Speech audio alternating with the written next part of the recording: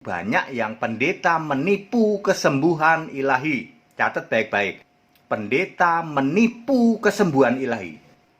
Anda yang masih melakukan sihir persis dengan Simon di dalam Kisah 8 ayat 9 sampai 13. Anda pasti belum menerima Yesus sebagai Allah. Anda pasti masih menyembah Bapa sebagai Allah. Pasti. Anda tahu itu bukan dari Allah. Dari Beelzebul, iblis. 100% iblis, Beelzebul. Tukang sihir, tipuan, penipu, hipnotis ini. Tapi intinya adalah, di dalam nama Yesus ada kuasa pemulihan. Di dalam nama Yesus ada kuasa kesembuhan. Di dalam nama Yesus ada kuasa kelepasan. Di dalam nama Yesus yang lumpuh berjalan, yang tuli mendengar, yang buta melihat.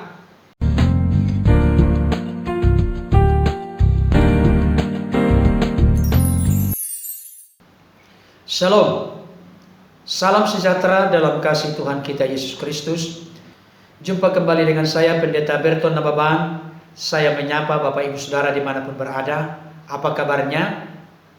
Saya berharap dan berdoa masing-masing kita dikaruniakan Tuhan kekuatan, kesehatan, panjang umur, dan jangan lupa tetap semangat, tetap bersukacita, bersyukur kepada Tuhan, sebab itulah yang dikehendaki oleh Allah di dalam Kristus Yesus bagi kita. Baik Bapak Ibu Saudara, kali ini saya kembali akan melanjutkan mengupas sekaligus mengulas doktrin, ajaran, dan pernyataan dari Bapak Henry Tan Dianta. Sebelum saya lebih jauh untuk membahas apa yang dikatakan oleh Bapak Henry Tan Dianta, ada baiknya kita simak dan dengarkan dulu pernyataan dalam bentuk audio dari Bapak Henry Tan Dianta berikut ini. Selamat menyimak dan mendengarkan. Bersama saya Pendeta Henry Tan Dianta. Begini judulnya, sihir hipnotis dalam nama Yesus. Saudara-saudara, saya dapat tema dari Pak Pendeta Satria Nugraha. Ini orang Bandung ya. Dia juga ikut-ikutan berguru berbagai ilmu. Salah satunya adalah hipnotis, ilmu sihir. Sekarang sudah jadi pendeta, sudah jadi Kristen ya toh. Dia ngomong begini, Pak Pendeta HTD yang Bapak sampaikan di YouTube itu benar 100% bahwa orang itu hipnotis, sihir, tetapi comot-comot pakai nama Yesus. Saya sudah tahu Pak Satria. Saya ngomong nggak asal ya toh.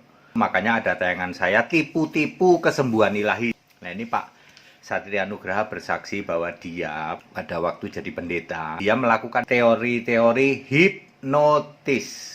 Oke lah kita luruskan ini. Betul Pak Pendeta HTD katanya. Dia belajar untuk yang 24 jam. Jadi kalau Anda ditepuk, ini contoh nih saya nih. Saya tiba-tiba ditepuk. Terus di depan saya itu ada istri saya. Pas ditepuk, dihipnotis, saya bisa melihat istri saya itu seolah-olah mantan pacar saya waktu SMA, misalnya. Bisa begitu, saudara. Kalau nggak ditepuk lagi sama dia, 24 jam baru hilang sihir. Ngerti Bapak Ibu Saudara? Artinya apa? Kalau Anda sedang sakit pinggang, atau mungkin sedang rada lumpuh begitu ya, ditepuk-tepuk, Anda dibangkitkan, maka Anda untuk beberapa saat bisa jalan. Begitu, nanti pulang sampai rumah 24 jam hilang itu hipnotisnya. Saya ingin mengatakan, apa yang diceritakan Pak Satria Nugraha dari Bandung, betul 100%. Pendeta penipu, banyak yang pendeta menipu kesembuhan ilahi. Catat baik-baik, pendeta menipu kesembuhan ilahi. Settingan dulu, ya toh, beberapa orang kasih contoh dulu. Anda ingat nggak tukang obat? Kenapa ada orang beli padahal itu temannya sendiri, nanti orang lain terpengaruh, jadi orang lain beli. Persis sama, ya toh? Saudara-saudara yang tidak terima, pendeta yang tidak terima bahwa Anda penipu, Anda tukang sihir, Anda hipnotis, silahkan hubungi saya, kan ada nomor saya. Saya akan cerita ayat Alkitab. Di dalam Kisah Para Rasul pasal 8 ayat 9, ada orang namanya Simon. Dia sudah lama jadi tukang sihir, mentakjubkan rakyat Samaria, berlagak sok jadi orang penting. Ayat 10, Kata orang-orang yang sudah berhasil dipengaruhi, Simon ini punya kuasa Allah yang terkenal sebagai kuasa besar. Sebab si Simon ini comot-comot Allah dalam melakukan sihirnya. Ayat 11, sudah lama mentakjubkan dengan perbuatan sihirnya. Comot-comot nama Allah tapi disebut tukang sihir. Persis. Dalam nama Yesus engkau sembuh, sembuh, sembuh, sembuh, sembuh. Dalam nama Yesus. Hipnotis, comot-comot nama Yesus tapi Anda sendiri tukang sihir. Di kisah 8 ayat 12-13, Simon ini akhirnya tobat. Nggak mau lagi dia pakai sihir. Berarti dulu waktu melakukan sihir, Simon belum menerima Yesus sebagai Allah. Kalau di Indonesia, di kota Samarinda kayak mana kayak, ya di Kalimantan kayak kota Jakarta kayak mana kayak, ada pendeta yang mirip dengan Simon tukang sihir. Perhatikan baik-baik. Dia pasti belum menerima Yesus sebagai Allah. Allahnya pasti masih Bapa. Anda yang nggak terima, hubungi saya. Anda yang masih melakukan sihir persis dengan Simon di dalam kisah 8 ayat 9 sampai 13. Anda pasti belum menerima Yesus sebagai Allah. Anda pasti masih menyembah Bapa sebagai Allah. Pasti. Simon pun dulu juga gitu. Masih melakukan sihir. Ketika dia ketemu sama Filipus di sini, dibaptis oleh Filipus, lalu ditumpang tangan oleh Petrus dan Yohanes apa Yakobus ya situ. Akhirnya apa? Tobat, udah nggak mau lagi pakai sihir, nggak mau. Jadi saudara tahu, orang kalau penyembah Yesus nggak mau melakukan sihir yang dilakukan Simon. Kalau ada di Indonesia ada Simon yang mirip seperti ini dan Anda melakukan persis yang dilakukan Simon di dalam kisah 8 ayat 9 sampai 12, dijamin kamu belum terima Yesus. Pasti Allahmu masih Bapa. Sebab di ayat 12 dan 13 kisah 8-9, Simon ini akhirnya tobat dan dia nggak melakukan sihir lagi. Kalau ada Simon di Indonesia, mirip Simon ini, tobat sekarang, maka Anda akan tahu, betul ya kalau kita menyembah Yesus, waduh sihir itu udah nggak bisa lagi. Betul, hipnotis, nggak mau Anda. Anda tahu, itu bukan dari Allah, dari Beelzebul, iblis, 100% iblis, Beelzebul. Tukang sihir, tipuan, penipu, hipnotis ini. Makanya kalau ada di kota saya, tak tangkepin polisi itu. Ini tipuan, sihir. Ingat ya, tidak boleh, pendeta-pendeta tidak boleh melakukan itu. Clear? Ini ayat Alkitab, Anda nggak bisa bantah. Baik Bapak Ibu Saudara, di dalam bagian pernyataan beliau dikatakan demikian. Cara-cara yang dipakai oleh Pastor Andi Simon adalah ditepuk. Sebetulnya bukan hanya ditepuk. Ada banyak lagi yang lain. Tapi saya tidak fokus membahas itu. Itu hanya kulitnya. Tapi intinya adalah di dalam nama Yesus ada kuasa pemulihan. Di dalam nama Yesus ada kuasa kesembuhan. Di dalam nama Yesus ada kuasa kelepasan. Di dalam nama Yesus yang lumpuh berjalan, yang tuli mendengar, yang buta melihat, dan lain sebagainya. Itu intinya. Tapi beliau mengatakan begini, dengan cara ditepuk berarti dihipnotis.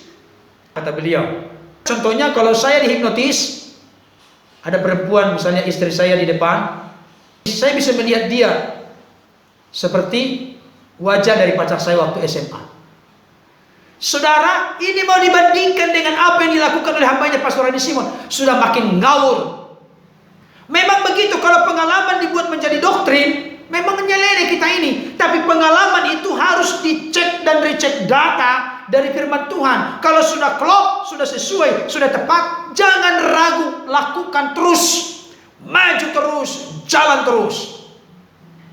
Pertanyaan saya, karena dibuat contoh seperti ini, apakah memang orang-orang yang datang dalam pelayanan doa mujizat kesembuhan dalam nama Yesus yang dilakukan oleh Pastor Andi Simon, mereka itu dihipnotis, akhirnya jadi berubah begitu? Wow, yang datang ini adalah yang lain itu, atau roh lain itu.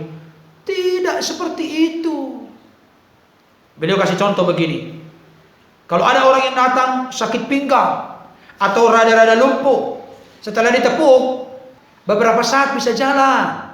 Setelah 24 jam Karena katanya yang dipelajari oleh pendeta Satria Nugraha ini, ilmu hipnotis yang dipelajari hanya berlaku 24 jam. Setelah itu kembali lagi nanti, ia sakit pinggang lagi, lumpuh lagi, hanya sebentar doang, hanya sugesti, hanya sihir, hanya hipnotis.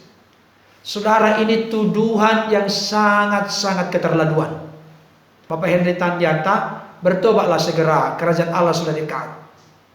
Buat apa kita ngoceh dan ngerorong ngidul ke sana kemari, tapi muatan dari omongan kita tidak ada yang berbobot, tidak ada yang bermutu. Semuanya menghakimi, semuanya memfitnah, semuanya merendahkan dan seterusnya.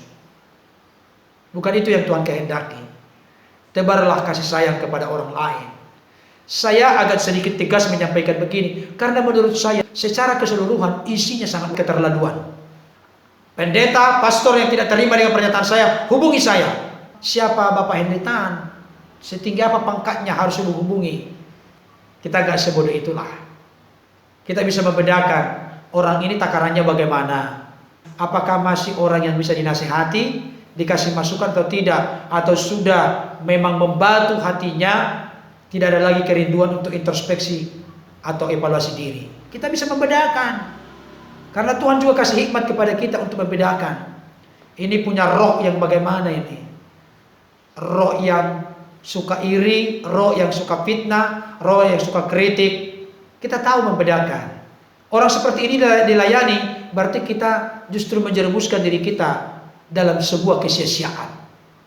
Saya sudah katakan tadi, ulasan saya ini, pemaparan saya ini, bukan sekedar sekecil fokus untuk Bapak Henry Tan. Tidak, tapi untuk orang-orang Kristen. Barangkali ada yang merasa kebingungan, sedikit bimbang atau ragu dan seterusnya. Nah, ini konten kita buat untuk meneguhkan, menguatkan, mencerahkan, dan mencelikkan mata hati, mata rohani kita, bahwa apa yang dilakukan oleh hambanya Pastor Andi Simon itu bertitik tolak dari data dan fakta Alkitab. Jadi yang datang untuk didoakan minta mujizat kesembuhan ke pelayanan Pastor Andi Simon, itu tidak ada sulap, tidak ada sihir, tidak ada hipnotis, tidak ada tipu-tipuan, tidak ada sugesti, tidak ada. Murni in Jesus name. Dalam bagian sebelumnya saya tidak perlu bahas lagi di sini. Kita berdoa dalam nama Yesus itu alkitabiah. Jikalau engkau percaya kepada aku, engkau akan melakukan pekerjaan-pekerjaan yang kulakukan, bahkan pekerjaan-pekerjaan yang lebih besar daripada itu, sebab aku pergi kepada Bapa. Itu kata Yesus di dalam Yohanes 14 ayat 12. Apa pekerjaan yang dilakukan oleh Yesus? Lumpuh berjalan, tuli mendengar, buta melihat, yang mati dibangkitkan, kepada orang miskin diberitakan kabar baik, yang kusta menjadi tahir. Yesus melakukan itu. Kita juga bisa melakukannya, tapi bukan atas nama diri kita, tapi atas nama atau di dalam nama Yesus. Kuasa Yesus, kepercayaan dalam nama Yesus yang memulihkan dan menyembuhkan, bukan hambanya Pastor Andi Simon, tapi kuasa yang diberikan oleh Allah, kuasa yang diberikan oleh Yesus kepadanya. Dia pakai itu untuk menjadi berkat, menolong, mempedulikan, memperhatikan orang lain. Itu semua dilakukan dengan cuma-cuma loh.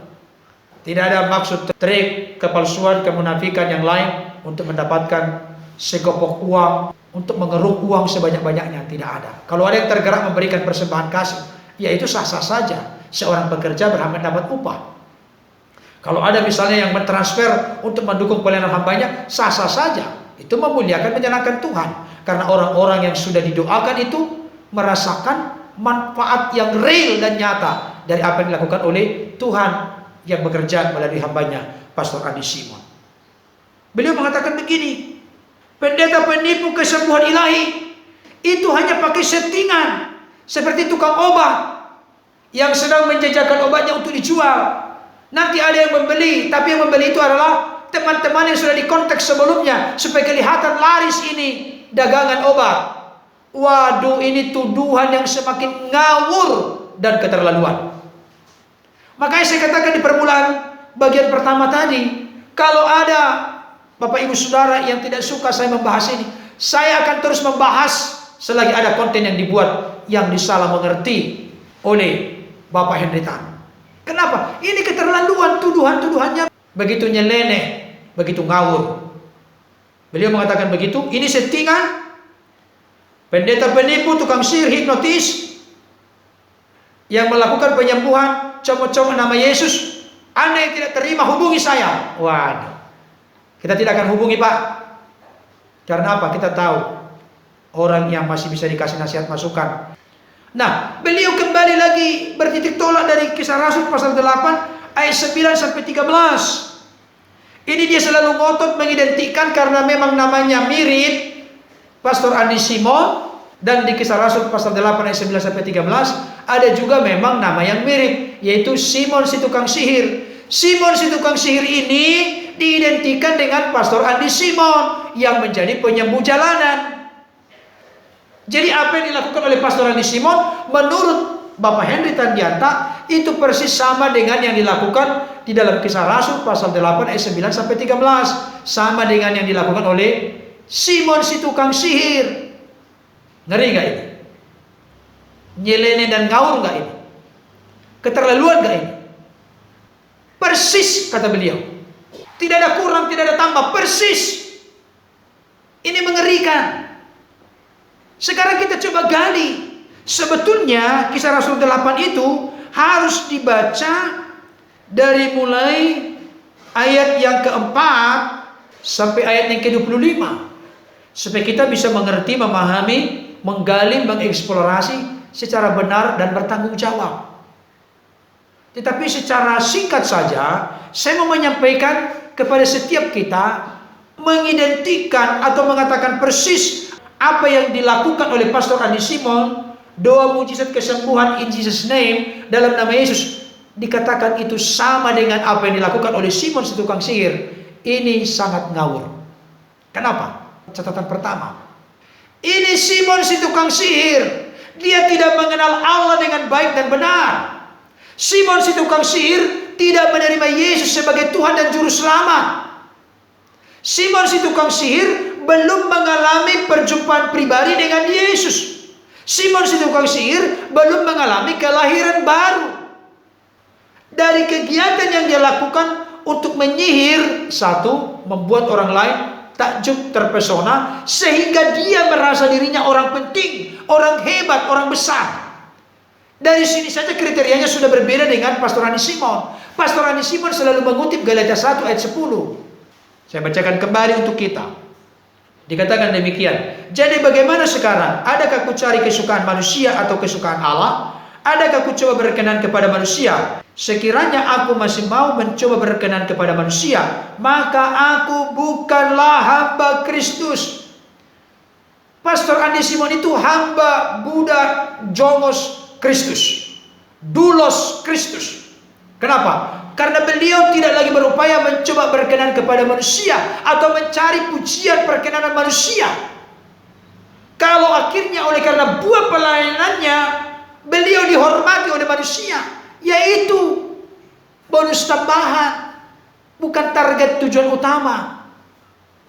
Saudara, memang perlu saya selalu ingatkan, dan dari awal saya buat video, saya ingatkan setiap orang yang datang untuk didoakan mujizat kesembuhan in Jesus name dalam pelayanan Pastor Andi Simon. Pastor Andi Simon juga selalu mengatakan begini, Bapak Ibu Saudara, mohonnya Bapak Ibu ya, jangan dikagumi saya, jangan dibesar-besarkan saya ini budak, saya ini jongosnya Kristus.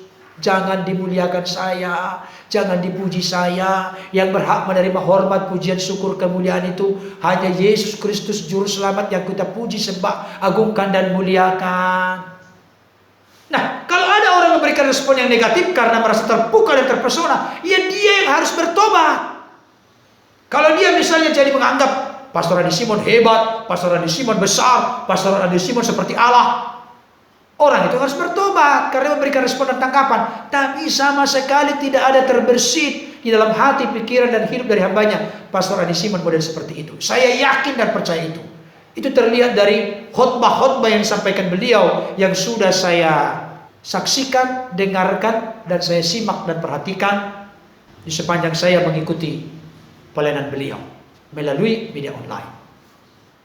Jadi Pastor Andi Simon tidak pernah berlaku jadi orang penting, tidak. Beliau punya rumus seperti yang dikatakan oleh Yohanes Pembaptis, biarlah Yesus makin bertambah-tambah, makin besar, dan aku makin kecil. Seperti yang sudah pernah saya sampaikan, pernyataan daripada Smith Wigglesworth yang dipakai Tuhan secara dahsyat dan luar biasa dalam pelayanan mujizat. Beliau mengatakan, segenap diriku tanpa Allah hidupku, berkurang diriku, keegoan, keakuanku, berpengaruh bertambah Allah menguasai hidupku. Tanpa diriku, segenap Allah menemui hidupku. Bahasa lainnya, penuh dengan roh, dipimpin, dikuasai, dikendalikan oleh roh.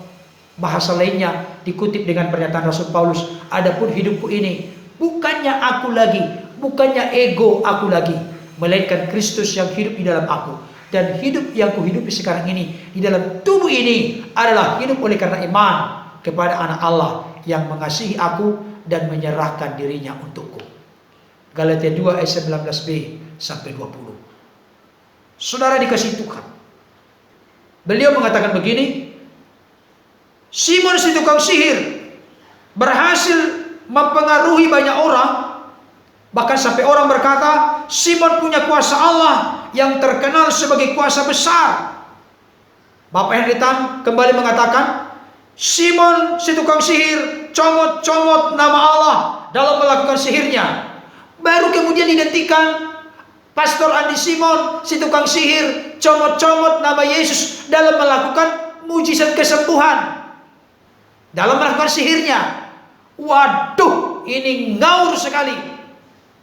Jadi Bapak Henry Tan ini selalu percaya diri, dia bertitik tolak dari Alkitab dan dia membangun konsep doktrin ajaran Alkitabiah, tapi ngawur. Inilah yang dikatakan dalam konteks mempelajari teologi EICGC. Sudah ada dulu kesimpulan dari Bapak Henry Tan, baru dia comot-comot ayat yang mendukung pemikirannya. Itu parah sekali memahami Alkitab. Yang benar adalah kita buka hati pikiran kita, menerima apa yang dikatakan firman itu apa adanya. Setelah itu baru kita bertitik tolak untuk mengartikan, menafsirkan, dan memahaminya. Bukan sudah ada dulu kesimpulan, konklusi dalam pikiran, oh begini pendapatku, begini pemikiranku, comot ayat untuk membenarkan pikiranku. Itu ngawur, nyeleneh, dan menyesatkan. Saudara-saudara dikasihi oleh Tuhan, pendeta yang comot-comot nama Yesus itu adalah sihir, hipnotis, sugesti. Beliau mengatakan begini, orang seperti itu harus tobat. Kenapa? Karena si tukang sihir, yaitu Simon yang di Kisah Rasul 8 ayat 9 sampai 13, ketika dia sudah dilayani oleh Filipus, akhirnya dia bertobat, tidak lagi mengutip-ngutip nama Allah untuk melakukan sihirnya. Saudara, jadi maksudnya Bapak Henry Tan ini, kalau Simon si tukang sihir sudah bertobat setelah dilayani oleh Filipus, maka Pastor Andi Simon juga harus bertobat. Maka yang paling parah lagi beliau mengatakan begini, di Indonesia, apakah di Balikpapan, apakah di Kalimantan atau di Jakarta, terserah saja lah. Ini remeh sekali ngomongnya. Pendeta yang sudah persis mirip tukang sihir Simon, dia pasti, dia dijamin belum menerima Yesus sebagai Allah.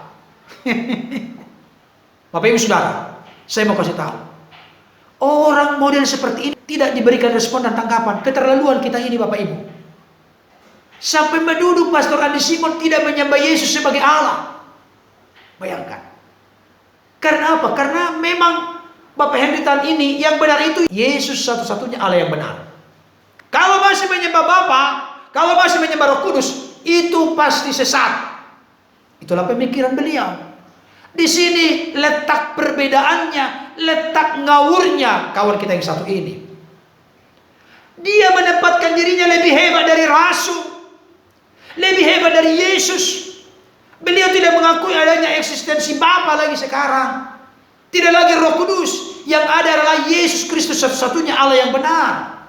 Hanya bermodalkan 1 Yohanes 5 ayat 20-21. Padahal dia tidak mengerti yang dimaksud di situ adalah keberadaannya sebagai firman yang adalah Allah. Pada mulanya adalah firman, firman itu bersama-sama dengan Allah, dan firman itu adalah Allah. Pola pikir Yohanes, murid Yesus yang dikasihi, menuliskan 1 Yohanes 5 ayat 20-21 tidak bisa lepas dari Yohanes 1 ayat 1. Pada mulanya adalah firman, firman itu bersama-sama dengan Allah, dan firman itu adalah Allah. Kalau kita menyebut Yesus itu Allah, ya benar dalam keberadaannya sebagai firman Allah. Tapi Bapak Henry Tan tidak percaya ini. Makanya kalau sudah tidak percaya dalam doktrin ajaran Kristen yang diyakini oleh Yesus sendiri, yang diyakini oleh para rasul, para murid, yang diyakini oleh bapak-bapak gereja dalam konsili-konsilinya, kalau itu sudah tidak sesuai, tidak usah berdebat dengan orang ini. Maksud dan tujuan membuat konten ini, siapa tahu beliau sadar dan bertobat. Yang kedua, orang-orang Kristen yang menyaksikan dan mendengarkan ulasan-ulasan beliau bisa memiliki pengajaran yang benar dan alkitabiah. Itu maksud dan tujuannya. Tidak ada yang lain. Bukan menantang berdebat dengan beliau, karena kita sudah tahu siapa beliau. Kita sudah tahu ukurannya. Tidak perlu kita menyanyiakan, membuang-buang waktu meladeni orang seperti itu dalam konteks untuk debat langsung, karena hasilnya, konklusi kesimpulannya sudah kita tahu. Beliau akan tetap berkutat dalam konteks menolak Bapa, menolak Roh Kudus, yang ada hanyalah Yesus. Bapak Ibu Saudara, beliau mengatakan begini, penyembah Yesus tidak mau melakukan sihir seperti yang dilakukan oleh Simon si tukang sihir. Simon yang ada di Indonesia ini melakukan sihir hipnotis persis seperti yang dilakukan oleh Simon di Kisah Rasul 8 ayat 9 sampai 13. Beliau memberikan garansi begini, dijamin pasti belum terima Yesus sebagai Allah, masih menyembah Bapa. Padahal Alkitab berkata dalam Yohanes pasal 4, 23-24, Allah itu roh adanya, barang siapa menyembah dia, biarlah menyembahnya dalam roh dan kebenaran, sebab Allah menyukai penyembah-penyembah yang demikian. Jadi bagi Bapak Henry Tan, ayat ini sudah tidak lagi berlaku, karena yang disembah adalah Yesus saja. Jadi kalau kita mengikuti pola pikir doktrin ajaran dari Bapak Henry Tan ini, banyak ayat Alkitab yang tidak berlaku lagi. Padahal saya perhatikan beliau masih pakai terjemahan lain. Tapi apa yang diterjemahkan lain, diporak-poranda, diobok-obok beliau sedemikian rupa. Ini orang sangat tidak konsekuen, sangat tidak bertanggung jawab, dan tentunya sangat tidak alkitabiah. Beliau mengatakan begini, pendeta yang masih memakai sihir seperti Simon si tukang sihir, dijamin pasti belum menerima Yesus sebagai Allah. Dan beliau menantang, tobat sekarang, tobat sekarang. Karena apa yang Anda lakukan itu bukan dari Allah, tetapi dari Beelzebul, dari iblis 100%. Bapak Ibu Saudara, ini luar biasa sekali. Luar biasa sesatnya maksudnya. Bukan luar biasa kehebatannya. Luar biasa sesatnya. Luar biasa ngawur, nyeleneh, dan menyimpang. Saya yakin dan percaya Pastor Andi Simon menyembah Yesus sebagai yang ilahi, bukan sekedar sebagai manusia biasa. Karena beliau percaya Allah Tritunggal Maha Kudus. Beliau sering mengungkapkan itu di dalam renungan dan khotbah yang disampaikan. Tidak mungkinlah Pastor Andi Simon tidak menyembah Yesus, padahal beliau dalam pelayanan yang secara unik dan istimewa dipakai oleh Tuhan di dalam nama Yesus. Kalau beliau tidak mengagungkan, memuliakan, menyembah Yesus, tidak mungkin dia pakai itu nama Yesus. Dan tidak mungkin kuasa nama Yesus itu bekerja di dalam hidupnya dan melalui hidupnya. Terakhir, Bapak Henry Tan berkata begini, clear ya, ini ayat Alkitab, Anda tidak bisa bantah. Saya mau kasih tahu, ada banyak orang bersembunyi di belakang kedok berkata, ini ayat Alkitab. Padahal dia memberitakan roh yang lain, Yesus yang lain, Injil yang lain. Bukan Injil yang diberitakan oleh para rasul, yang dipercayakan oleh Yesus kepada murid-muridnya, yaitu para rasul. Patokan ajaran yang benar tidak boleh menyimpang dari ajaran rasul. Jadi sekali lagi Bapak Ibu Saudara, hati-hati dalam hidup ini, dalam memahami doktrin dan ajaran kekristenan. Orang bisa saja mengutip ayat, tapi ayat itu tidak dimengerti, tidak dipahami sebagaimana yang seharusnya. Saya mau katakan kepada Bapak Saudara di akhir dari pembahasan ini, Filipus melakukan KKR di Samaria. Filipus memberitakan Mesias, Kristus yang diurapi, Hamasiah di Samaria. Filipus memberitakan nama Yesus. Filipus memakai nama Yesus dalam melakukan mujizat, perbuatan-perbuatan perkasa, perbuatan-perbuatan besar, itu dalam nama Yesus.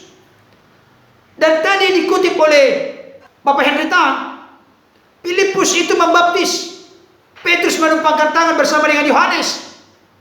Beliau mengutip Petrus. Ini nyeleneh sekali. Bukan berarti yang dikutip salah, tidak. Kutipannya benar, tapi pengertian pemahamannya sesat. Kenapa? Petrus itu memakai nama Yesus. Dalam Kisah Rasul pasal 3 ada seorang lumpuh dari sejak lahirnya, umurnya sudah 40 tahun. Diletakkan tiap-tiap hari di depan pintu gerbang bait Allah untuk meminta sedekah. Ternyata Petrus berkata, lihat kepada kami, emas dan perak tidak kami punya. Demi nama Yesus orang Nazaret itu, berjalanlah. Petrus itu menumpangkan tangan kepada jemaat Samaria, hasil buah pelayanan Filipus. Oleh karena kuasa Allah bekerja dengan luar biasa di dalam hidupnya, melalui hidupnya, Petrus dan Yohanes menumpangkan tangan, mereka menerima Roh Kudus. Petrus yang menumpangkan tangan ini, Petrus yang meyakini kuasa nama Yesus. Kalau begitu, Bapak Henry Tan, jangan sepenggal-sepenggal, sepotong-sepotong. Jangan yang ditegur Pastor Hani Simon saja, yang Bapak sebut sebagai tukang sihir, hipnotis, sugesti, tipu-tipuan, dan lain sebagainya. Tapi tegur juga Petrus, karena Petrus juga menyembuhkan orang lumpuh itu di dalam nama Yesus. Cara Petrus saat itu apa? Memang bukan tepuk-tepuk, tapi dia memegang tangan orang itu, membantunya untuk berdiri. Dia pun melonjak kegirangan dan memuji Allah, ikut masuk ke bait Allah, dan orang lain pun takjub, terpesona. Tujuan daripada mujizat itu memuliakan Allah. Hidupnya dilepaskan dari penyakitnya, dipulihkan, dan dia bisa berkarya dengan baik dan indah, serta memuliakan Allah dengan bebas dan leluasa. Kiranya tanggapan saya ini dapat menjadi berkat bagi kita semua. Tuhan Yesus memberkati. Amin.